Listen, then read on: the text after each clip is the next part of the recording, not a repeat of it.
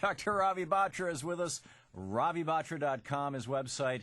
The professor of economics at Southern Methodist University and author of numerous brilliant books, including Greenspan's Fraud and the New Golden Age.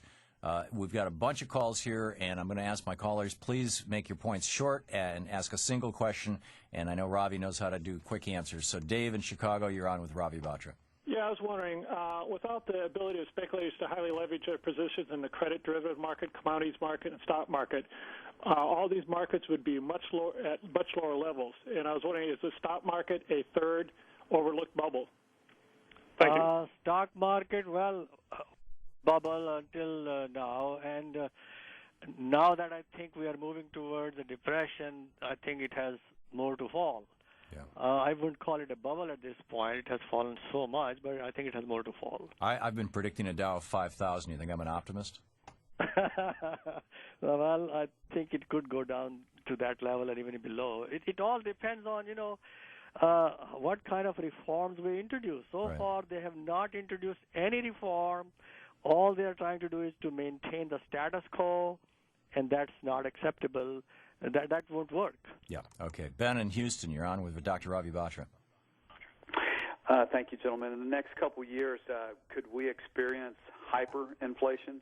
And what would that look like for the U.S. and the rest of the world?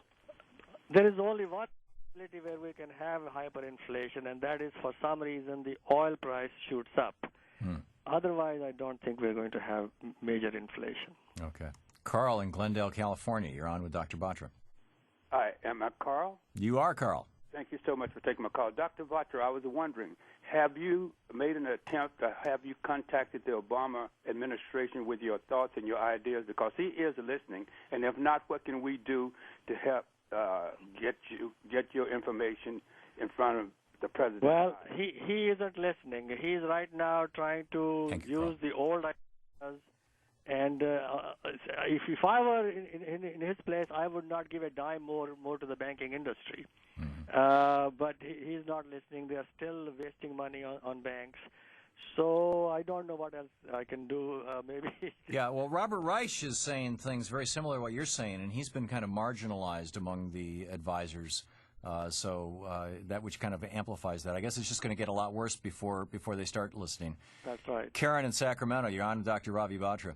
I've been reading about the kibbutzes in Israel. There are over 100,000 people living in 300 of them. Would this be a good solution for our homeless people? We've got some big tent cities growing up. I like the kibbutz economy. Yes, it will be for the homeless. Plus, we need something similar, which I call economic democracy. I've explained it elsewhere. Economic democracy is what we are going to have eventually to have a stable, unemployment-free economy. And unemployment. And the kibbutz system is basically pure communism, but it seems to only work in small communities where everybody knows everybody else. Well, that's why I'm talking about economic democracy on a large scale, which I've explained elsewhere, but it will take another big show to Yeah, that's okay. That's another segment. Gary in Fallbrook, California, you're on with Dr. Ravi Batra. Pardon me. Good morning.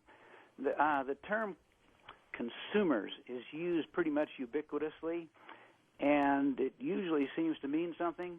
However, so far as I can tell, everything that's alive is a consumer. Is this a problem for anyone but myself? And if it's a problem for either of you, would you please help me with that? Well, when we say the term consumer normally means all the workers, mostly people from the working class, if to use that term class. But it does not mean people who are very rich are not. They're not thought to be consumers. They are thought to be investors. In my view, they are speculators mostly. So when we say consumers, it means the masses and the people from the working class. Yeah, he's speaking more on a biological systems, and you're speaking in an economic systems paradigm. Okay. It seems. But by consumers, you're talking about basically people who spend most of their income buying things that they use to have their life to get their life by, and these are the people that we need to drive the income to, as opposed to those people who spend most of their money, don't spend most of their money, but rather invest it or speculate with it. Right, about 80% of the population, or 85% of the population, is in the consumer. But by economic definitions. Kim in San Francisco, you're on with Dr. Ravi Batra. Hi, Dr. Batra. I wanted to ask you this. Right now, Obama's asking for more concessions from the UAW.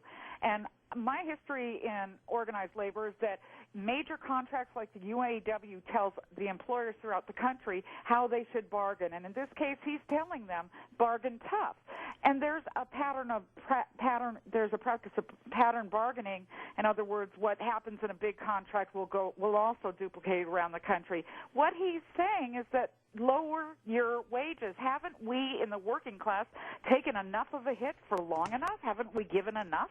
Well, see, the low problem is the real problem to begin with. That's why the wage productivity gap is so high. So going after General Motors in a way that would reduce the wages of the employees is the exact stupid, wrong-headed, idiotic, wrong thing to do. Instead, they should be saying, hey, what kind of benefit packages are these bankers getting? Right.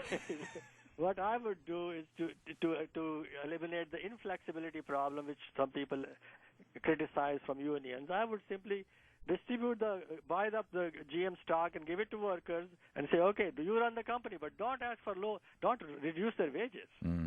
Yeah. Well, you've mentioned that on the program once before. We only have about 20 seconds left. Do you want to just wrap up the show here for us, Dr. Batra? Yeah, unfortunately, as I said earlier, I think a depression is coming, but no proper action would be taken before 2010. That's my assessment now. So we need to batten down our hatches? Exactly. And investments And also, I have suggested how you can buy gold. GLD is a good ETF to buy gold and sell options against. I've explained that also in my work. Yeah, okay, and people can read all that over at ravibatra.com. Ravi Batra, Dr. Ravi Batra with us. I'm serious. His books are among the very best in economics. Please check them out. Dr. Batra, thank you so much for being with us. Thanks a lot, Tom. Always great talking with you, sir. Bye-bye. Bye-bye.